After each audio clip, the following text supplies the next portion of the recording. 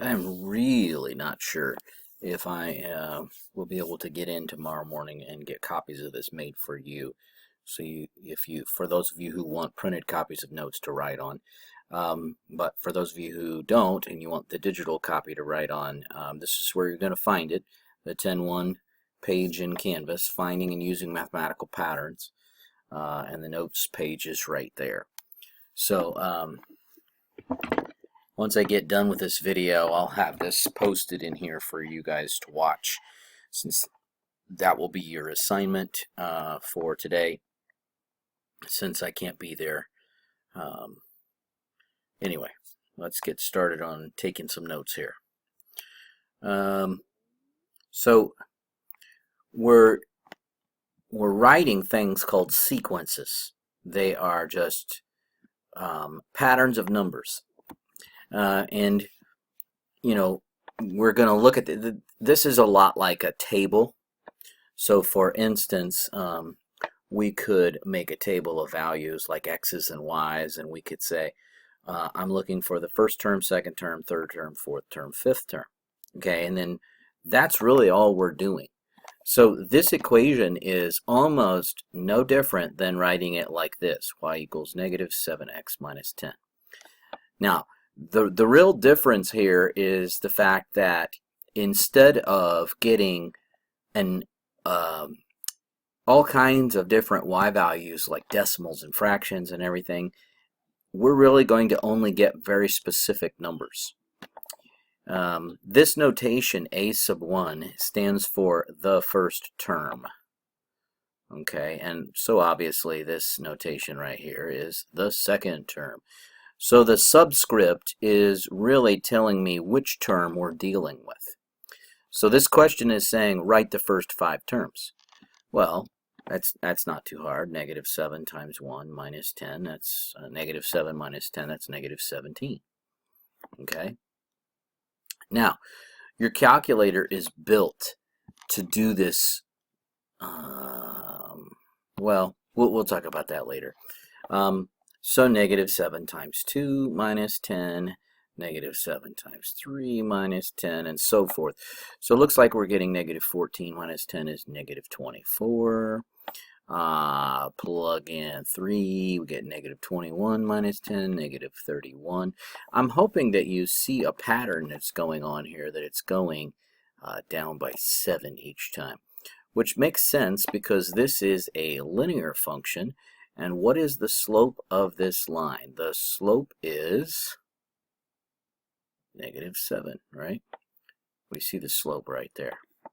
Okay, so truthfully, instead of typing on my calculator again, I could just subtract 7. Subtract 7. Because that's all I'm doing is going from this to the next to the next, subtracting 7, subtracting 7, subtracting 7. That's not always going to work out, but it does in a linear function. It will not work out so nicely in the next one. So the next one's asking for 6 terms. We could do 3. 3 is good enough for taking notes. So if I want to, oh, by the way, these are called, this one and the last one, these are called explicit formulas. Now, why are we using that term explicit formula? Same thing with the one that, this one up here is also an explicit formula. The term explicit means I can plug in any number and get any term. Plug in any number to get that term.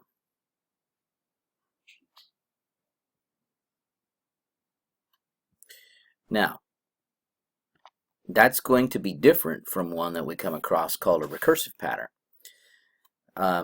There are sequences in the world that can only be defined with a recursive pattern. Now, what's a recursive one? Recursive one means it needs to, you always have to know the one before it to find the next one. Well, that's great if you want to find the first 5 terms, but if you want to find the 500th term, that's a real pain in the butt. You do not want to have a recursive pattern to try to find the 500th term. If you want that, then you're going to have to use a computer or something that will generate terms quickly.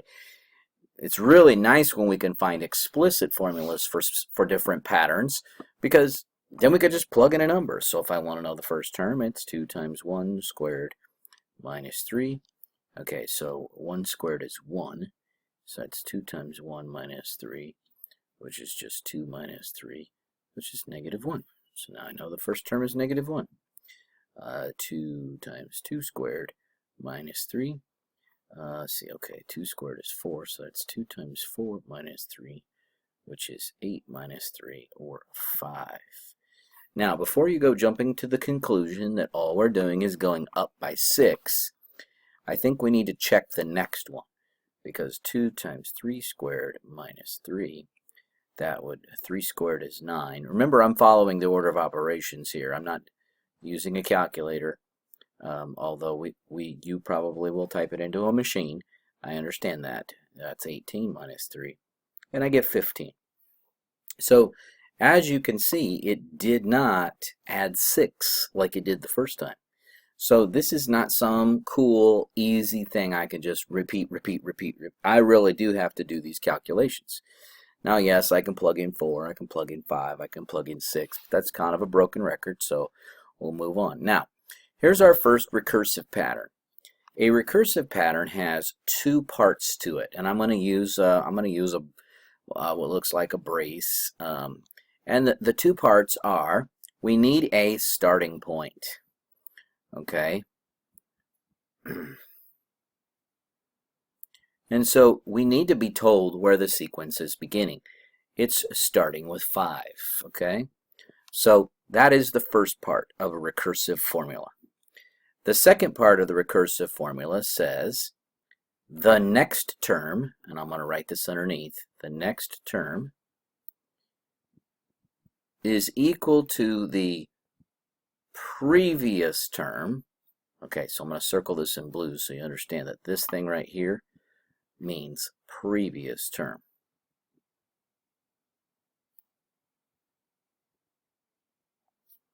Okay, and then what are we doing each time? Okay, for instance, are we adding? Are we subtracting? This thing right here is what we're doing to each one of the terms.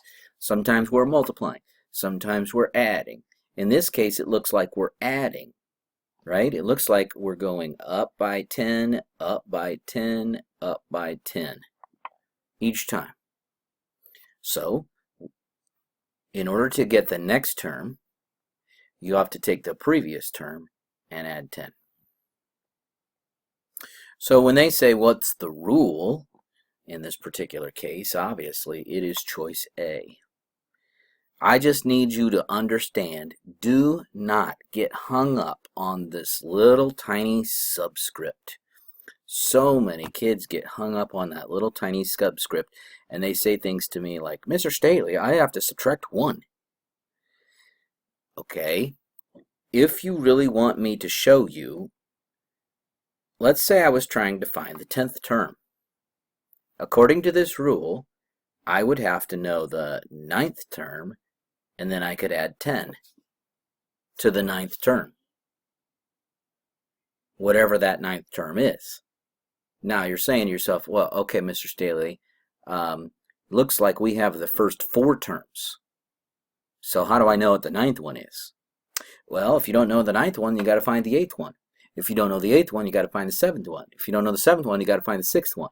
Do you see why this is kind of a pain in the butt if you want to know the 500th term? I would not want to do it like this.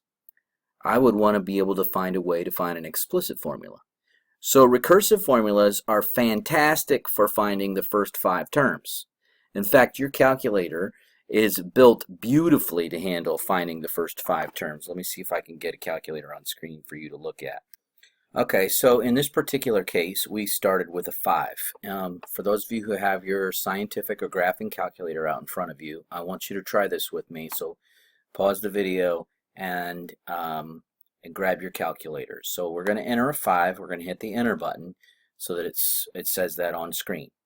Next, I want you to use the plus, and you'll see that it uses the ANS feature. And then I want you to type 10. So in other words, you're telling the calculator to do this recursive pattern.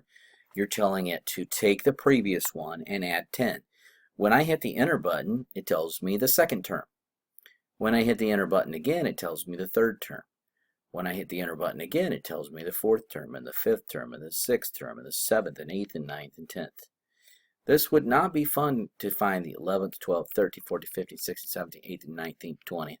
It would not be fun to try to get to the 500th term. I would lose track.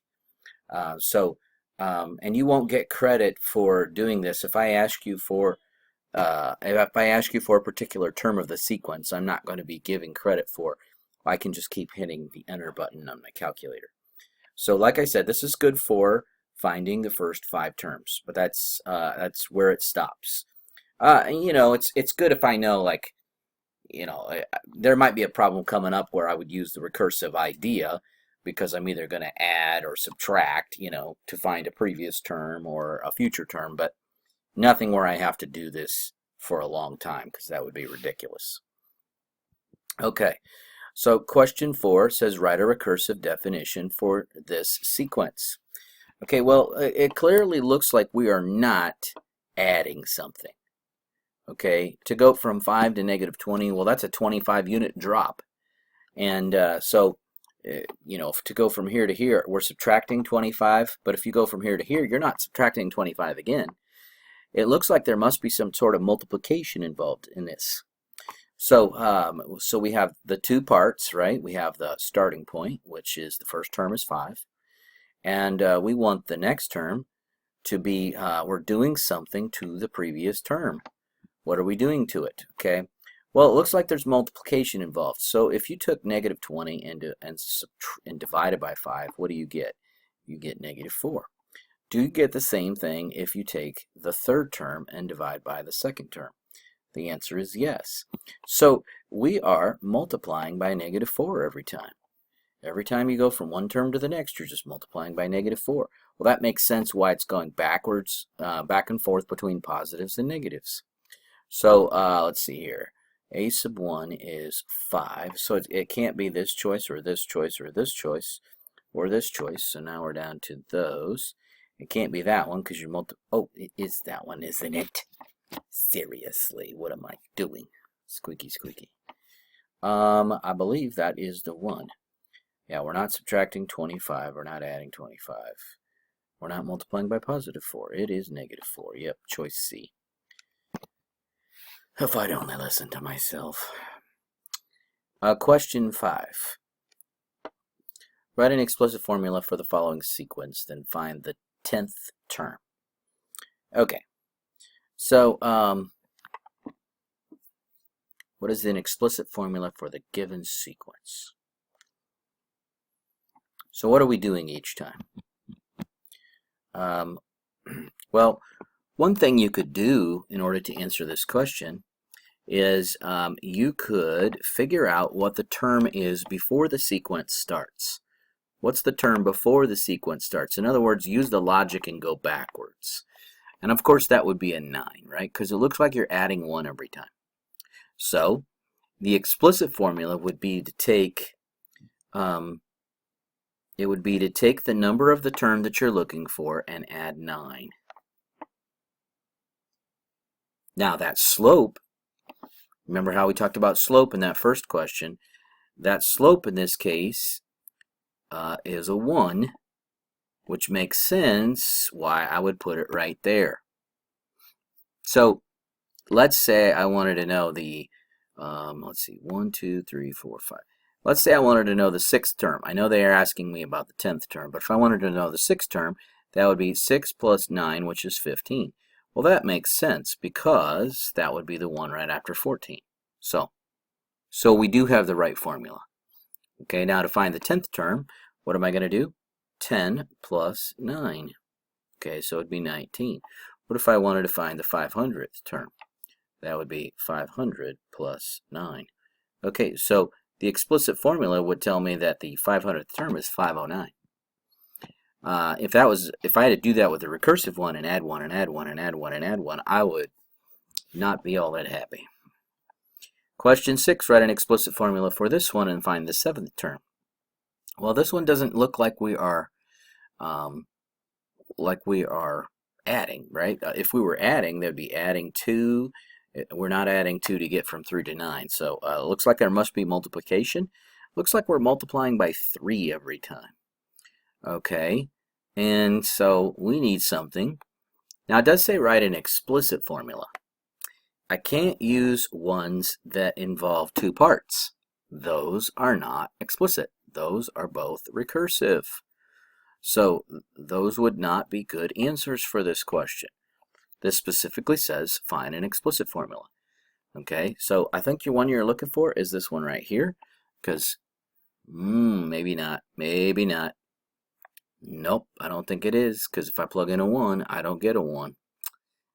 Plug in a 2, I don't get a 3. Take that back. That is not it, Chief. Okay, yes, I know some of you are rolling your eyes at me right now. Okay, so let's see about this one down here. What happens if I put 3 to the first power? No, that's supposed to give me a 1, right? It says that the first term is a 1, but that does not give me a 1, so that's not it. If I plug a 1 into this one, right? 1 plus 2, okay, that's not equal to 1. That's not it. Okay, so we already had gotten rid of that. This is the 1, and just to prove to you, it would be 3 to the 1 minus 1, which would be 3 to the 0. That's equal to 1. 3 to the 2 minus 1 would be 3 to the first, which is 3. Okay, now it looks like we got the right one. Okay, because you're constantly multiplying by, you're doing powers of 3, but you have to subtract 1 from the exponent. Now it matches. And if we plugged in a 3, we would end up getting a 9. Oh, 7th term of the sequence. Okay, so 7th term. So we have 3, 7 minus 1, which is 3 to the 6th power. Ooh, 3 to the 6th power. Let's grab that calculator. Where is that? Clear that out. 3 to the 6th power, 729.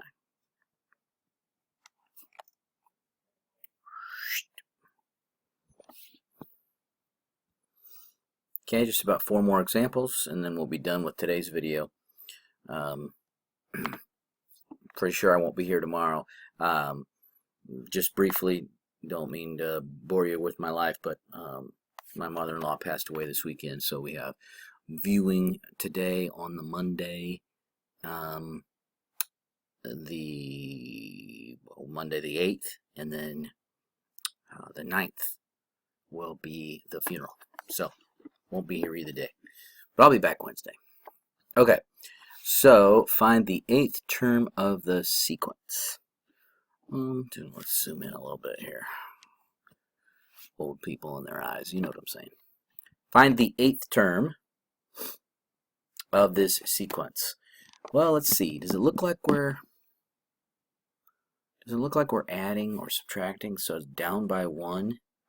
No, that's not it. Does it look like we're multiplying?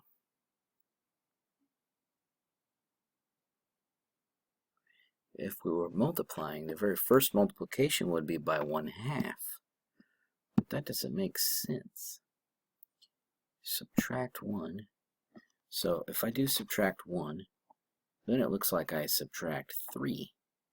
Then it looks like I subtract 5. Oh, so we're subtracting an increasing amount each time, but they're odd numbers. Okay, all right. This isn't going to have a real cool, easy formula to come up with. I mean, we might be able to find a nice pattern for it. What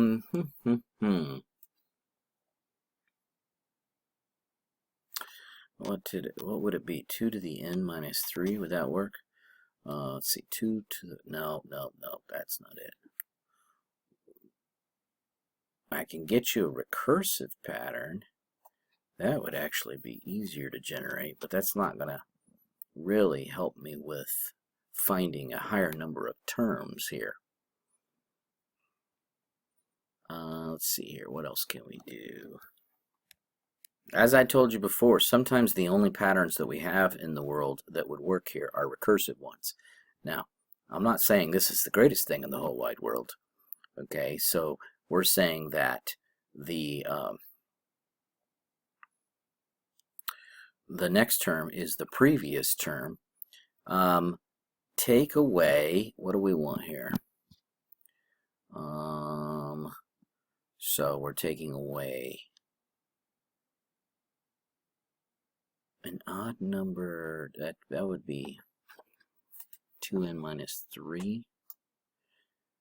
2n, actually it would be negative 2n. Negative 2n plus 1. Yeah. Yuck.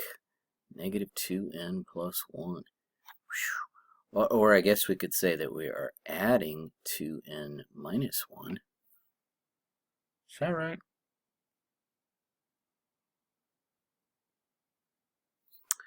I think this should be a plus. Let me think through that a second. Actually, that should be a 3. Negative 2n plus 3.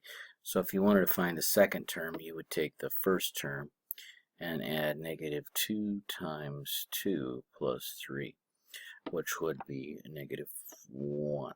Yep, that would work. And then the third term would be the second term plus negative 2 times 3 plus 3. That'd be negative 3. Yeah, that would work. There is absolutely no way that I would expect you to know that. What I would expect you to do is say, okay, the sixth term would be found by subtracting 9. So that would be negative 23. And the seventh term would be by subtracting 11. That would be negative 34. And then the term we're looking for, the eighth one, would be found by subtracting 13. So that would be negative 47. Okay, so you just continue the pattern and subtract the next lowest odd number. Or subtract the next odd number in the list. Okay, that's what I would expect you to do, is just go 1, 2, 3 steps and be done. But for any of you cool math fans out there, that's the recursive pattern. But no, I would not expect you to come up with that recursive pattern. That's an ugly one. 8, you bike 1 mile the first day of your training, 1.2 miles second day, 1.6 miles the third day, 2.4 miles the fourth day. If you continue this pattern, how many miles do you bike on the 7th day? Not total, but bike 1 mile the first day of your training, 1.2 miles the second day. So it looks like we are going up by 0.2, then up by 0.4, then up by 0.8. Ooh, okay, so up by 0.2, then up by 0.4, then up by 0.8. Okay, so the 5th, 6th, 7th.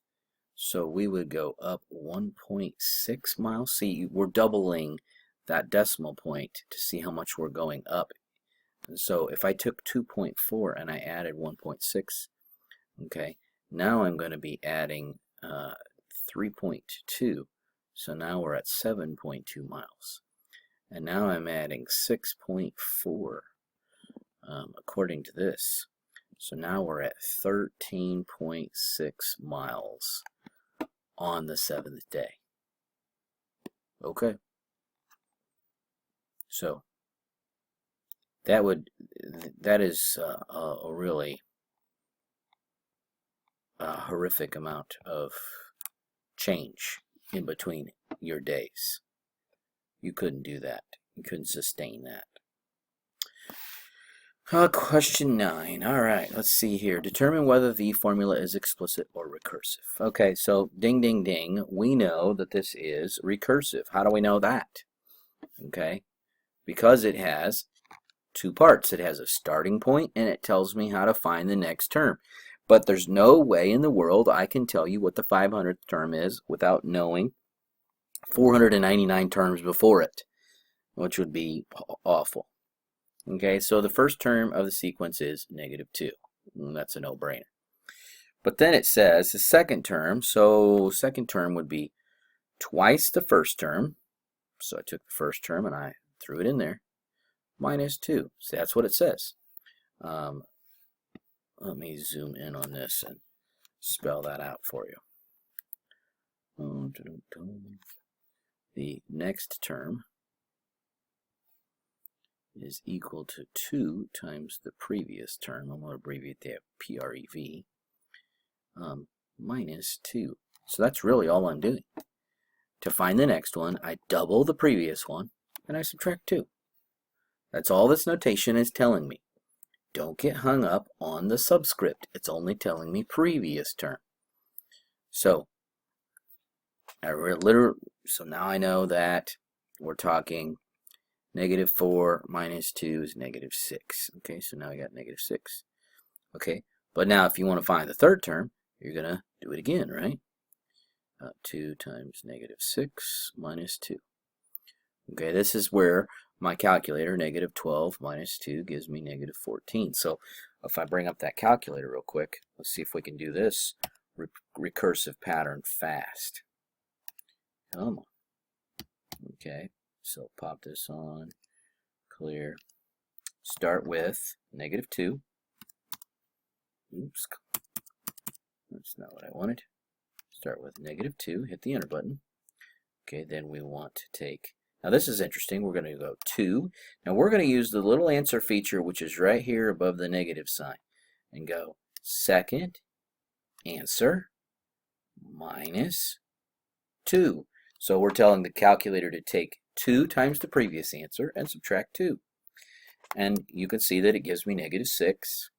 And then I should get negative 14, right? I was next on my list. And you could see that you could go right down this list of numbers and you could fill these in. So negative 14, negative 30, negative 62, negative 14, negative 30, negative 62. The calculator did all the heavy lifting. Find the next 2 terms in the sequence, write a formula for the nth term. Okay. So it looks like we are adding 5 each time. Write a formula for the nth term. Identify the formula as explicit or recursive. Okay, so find the next 2 terms in the sequence. The 6th term is probably 30 and 35. Just guessing, because all we're doing is adding 5 each time. Which of the following are formulas for the nth term? Okay, remember that a recursive formula has 2 parts. So if it uses the word recursive but only has 1 part and it's an explicit formula, notice that there's nothing like a subscript n minus 1. So how can you use the word recursive if there's nothing that talks about the previous term? That's not it. Okay. So anytime the word recursive is used, if it doesn't have this a sub n minus 1 somewhere in there, you can't use that. So let's see here. Any more of those? Recursive, no, those all look like recursives. Explicit, yeah, see the term explicit, but it's got an a sub n minus 1. Okay, well that's a stupid one. They're trying to trick me. Okay. Also, here's explicit and an a sub n minus 1. Not a good fake answer for me. Okay, so if we want recursive, then it has to start with 5. Okay. So this one does start with 5. And this one says that the next term is the previous term plus 5. Well, that's it right there. There's a recursive one, and it has the right starting point and the right pattern to find the next term. And that's the notes for today, and I'll make another video for you tomorrow. Talk to you later. Have a good day.